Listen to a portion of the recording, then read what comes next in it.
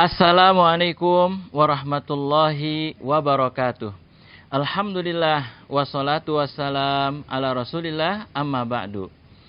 Saudara-saudara yang Allah muliakan, kali ini kita ingin sampaikan berkenaan dengan Palestina, di mana ada sebagian orang yang tidak perhatian terhadap saudara-saudara kita di Palestina. Bahkan ketika ada saudara yang lain yang membuka donasi, yang membuka support untuk saudara-saudara kita di Palestina, sebagian mereka malah tidak suka. Dan mereka berkata, buat apa mikirin negeri orang? Buat apa mikirin rakyat dari negara lain? Sementara rakyat sendiri di dalam negeri susah. Begitu tuh kira-kira apa-apa yang mereka sampaikan, yang mereka cibirkan. Jamaah yang Allah muliakan, ini sungguh ironi. Kenapa? Ketika kita buka donasi, ketika kita buka support untuk rakyat se-Indonesia, orang-orang yang mencibir ini tidak memberikan sumbangan sedikit pun. Tapi mengapa pada saat kita buka donasi untuk Palestina, justru orang yang tidak nyumbang ini membuat komentar yang tidak sedap? Waliyadzubillah. Ini menandakan, ini menunjukkan lemahnya iman orang tersebut. Jamaah yang Allah muliakan, mari kita simak penjelasan Allah Ta'ala Jalla wa'ala dan penjelasan dari Nabi kita Muhammad Sallallahu Alaihi Wasallam tentang Palestina. Yang pertama, kita bisa lihat di dalam surat Al-Isra ayat 1. Allah berfirman, Subhanalladzi asra bi'abdihi lailam minal masjidil haram ilal masjidil aqsa. Garis bawahi minal masjidil haram ilal masjidil aqsa. Artinya apa? Masjidil haram dikaitkan erat dengan masjidil aqsa. Itu artinya apa? Bila mana saudara tidak mempunyai rasa peduli terhadap Al-Aqsa, Palestina, maka saudara sama saja merendahkan Ka'bah. Saudara sama saja menghinakan Ka'bah. Karena Allah jadikan Masjidil Haram dengan Al-Aqsa ini kaitannya erat sekali. Yang kedua, di dalam surah Al-Maidah ayat 21, Allah Ta'ala berfirman, Ya qaumi dukhulul ardal muqaddasah. Wahai kaumku, masuklah ke tanah suci ini.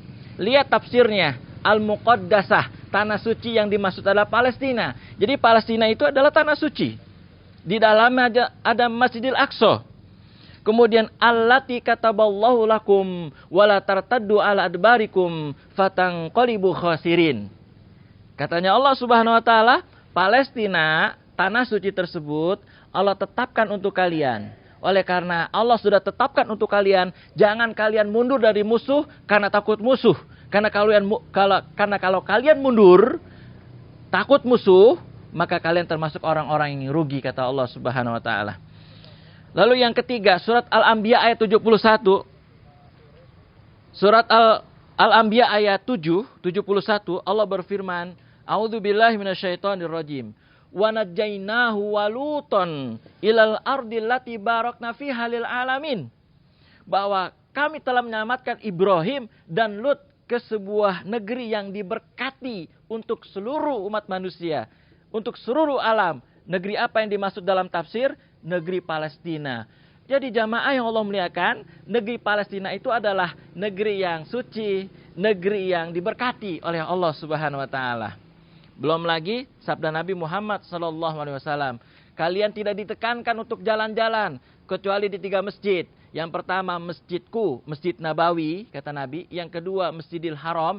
Yang ketiga Masjidil Aqsa. Lalu di dalam sabda Nabi yang lain, Nabi bersabda akan tetap ada sebagian orang yang berperang di pintu masuk Damaskus, Syria dan sekitarnya. Dan di pintu masuk Baitul Maqdis dan sekitarnya. Orang yang berperang ini, mereka tidak terhinakan oleh musuh-musuhnya, dan mereka akan tetap tegak di atas panji kebenaran sampai hari kiamat. Jadi sesungguhnya saudara-saudara yang Allah muliakan, saudara-saudara kita di Palestina sedang berjuang mempertahankan marwah Islam, mempertahankan salah satu simbol Islam yang terkuat, yaitu Masjidil Aqsa. Jadi kita harus bantu saudara-saudara kita dari penjajahan teroris Zionis Israel. Jangan justru menjadi fans Israel. Saya doain kalau ada yang menjadi fans Israel nanti di neraka bersama Israel. Ya. Rugi. Masa fansnya Israel yang terkenal teroris, yang terkenal penjajah itu. Nah, jamaah yang dirahmati Allah Ta'ala. Itulah sabda Nabi Muhammad SAW. Dengarkan firman Allah, dengarkan sabda Rasulullah terkait dengan Palestina. Berarti kalau kita dengar dari ayat-ayatnya dan hadis-hadisnya, jelas bahwa Palestina bagian dari akidah umat Islam. Artinya, siapa orang yang tidak menaruh perhatian terhadap Palestina, akidahnya melayang. Begitu jamaah yang dirahmati Allah. Ini harus menjadi perhatian buat kita semua. Dan ketahuilah bahwa yang terjadi di Palestina itu, mohon maaf, bukan semata-mata perang sektoral antara Palestina dengan penjajah Israel. Bukan. Tapi yang terjadi di sana sesungguhnya adalah perang akidah. Yahudi, Zionis, Israel itu memiliki akidah keyakinan bahwa Ardul Mi'at. Palestina itu di dalam kitab Talmud, Ardul Mi'at. Tanah yang dijanjikan oleh Tuhannya Yahudi. Begitu jamaah yang dirahmati Allah. Jadi sebenarnya ya bahwa mereka sedang mempertahankan keyakinannya, baik Palestina maupun Yahudi.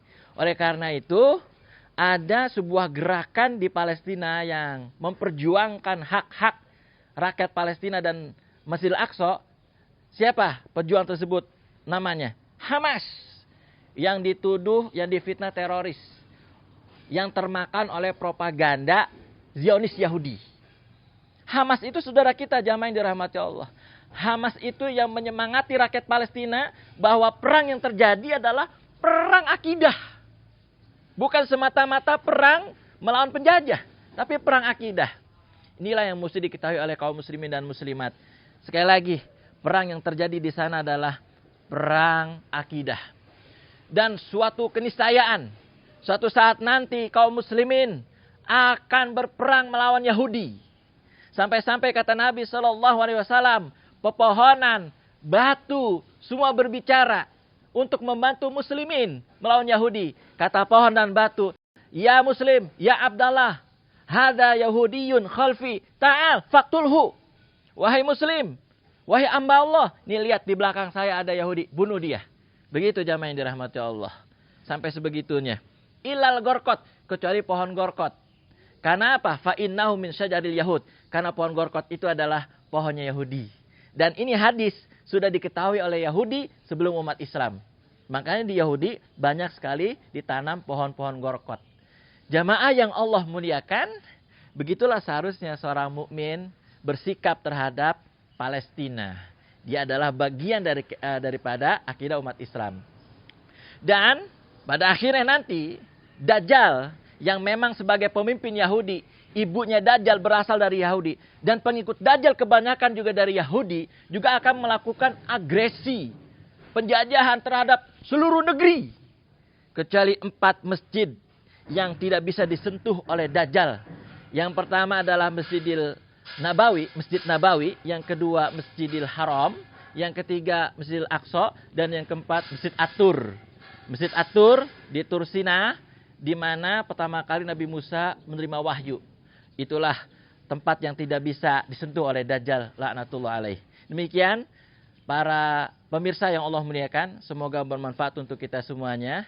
Kita paham terhadap kondisi Palestina, jangan ikutan propaganda Yahudi Zionis, jangan ikut-ikutan fans Israel yang mereka memang, mohon maaf, hubud dunia, cinta dengan dunia, tidak paham agama, apalagi sejarah. Wallahu a'lam bishawab. Assalamualaikum warahmatullahi wabarakatuh.